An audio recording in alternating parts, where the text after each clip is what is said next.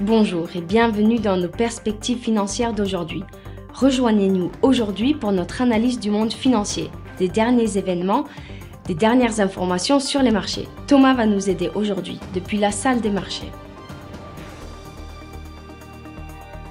Marathon Digital Holdings, l'un des plus grands mineurs de crypto-monnaies cotés en bourse en Amérique du Nord, a annoncé une perte par action plus faible que prévu au premier trimestre. La secrétaire d'État au Trésor, Janet Yellen, a exhorté le Congrès à relever la limite de la dette fédérale de 31 400 milliards de dollars et à éviter un défaut de paiement sans précédent.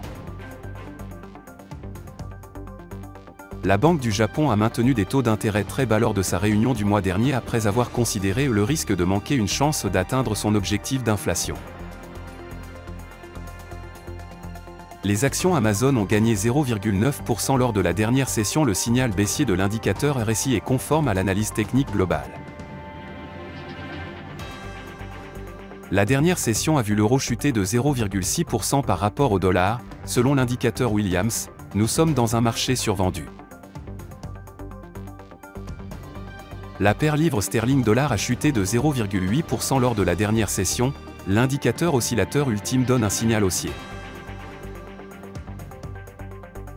La paire dollar australien-dollar s'est effondrée de 1,1% lors de la dernière session.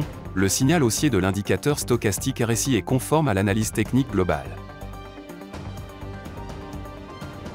L'indice du sentiment des consommateurs du Michigan des États-Unis sera publié à 14h GMT, les positions net NC de la CFTC du Japon à 20h30, la production industrielle de la Grande-Bretagne à 6h. Le produit intérieur brut de la Grande-Bretagne sera publié à 6h, l'indice des prix à l'exportation des États-Unis à 12h30, le compte courant de la Finlande à 5h.